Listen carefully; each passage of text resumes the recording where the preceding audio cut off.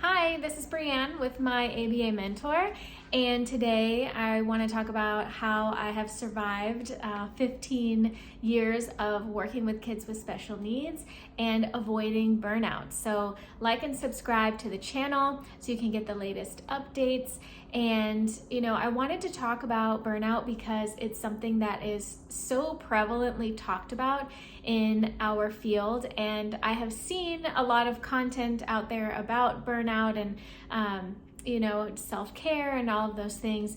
And I would argue that that's only part of the equation. And I've seen burnout try and be mitigated in a lot of different ways, as far as changing staff or changing schedules, things like that. But really, to understand burnout, you have to understand the neurology of what is happening to us as people in this field, and especially our RBTs and our BTs who are out there in the field day in and day out.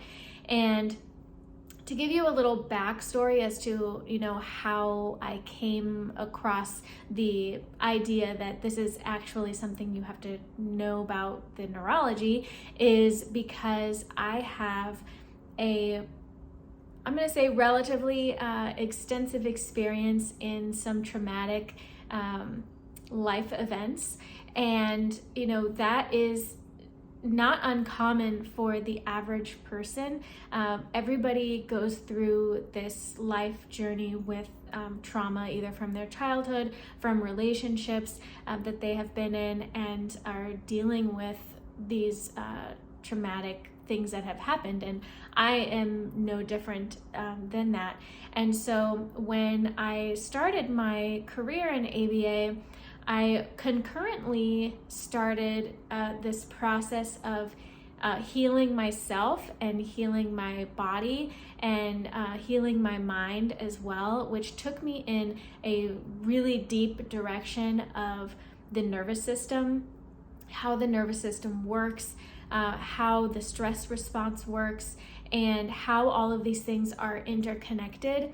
And that really gave me the tools to not only mitigate my own burnout, but actually rewire my own neurology to allow myself to go in a different mental space when dealing with high aggressive and high maladaptive behaviors. And when I started working with younger staff and individuals who were experiencing burnout, I was watching this pattern of their actual stress response. And that's when I started connecting the fight or flight response that our nervous system operates in to being in the field of ABA, and what is it like to go into sessions where you are automatically in a traumatic state of, is my child going to hurt me today? Am I gonna have to chase my child down the road today?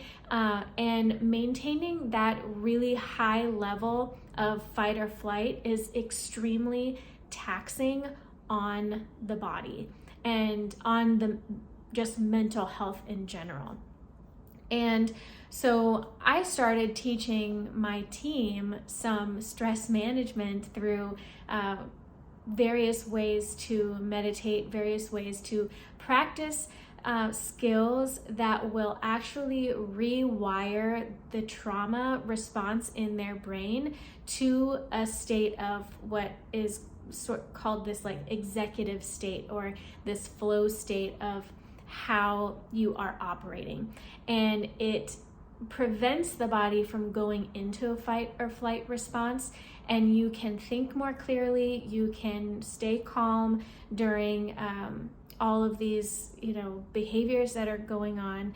And it really has given myself and the people that I have worked with a better understanding of their parasympathetic nervous system, and how their brain neurology works. And what people don't really understand is that when you are experiencing trauma, your brain actually builds neuronal connections that will strengthen the trauma that you have experienced previously. So there's a saying of like the neurons that fire together are wired together, and so the actual, if you took a picture of the brain, the grooves and the neuronal connections create pathways of trauma.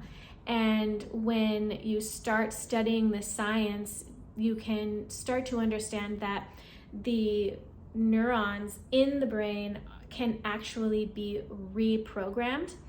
And this is neuroplasticity, and you can actually like train your brain to respond differently. And if we could get a deeper understanding to our staff and a deeper understanding to just our field in general, who are always in a state of fight or flight at any moment, we could make huge gains in the progress that we're making in our staff retention, in our staff being able to want to continue to be in this field and become BCBAs. But the root of the problem is that we are not taught how to deal with our own trauma. And so that is something that I have worked on both in my personal life and my relationships, which is where trauma shows up, is in your relationships, and in my work in such a high stress field, and being out in the field with kids and adults that have behavioral challenges. So that is something that I cannot preach enough. And so if you are someone, again, looking for mentorship, looking for coaching, I do talk about this in our fieldwork program, and to all of our students, because you really need to have this skill before you think that you're going to make it very far in ABA. So check out the links in the comments, and I will see you on our next video.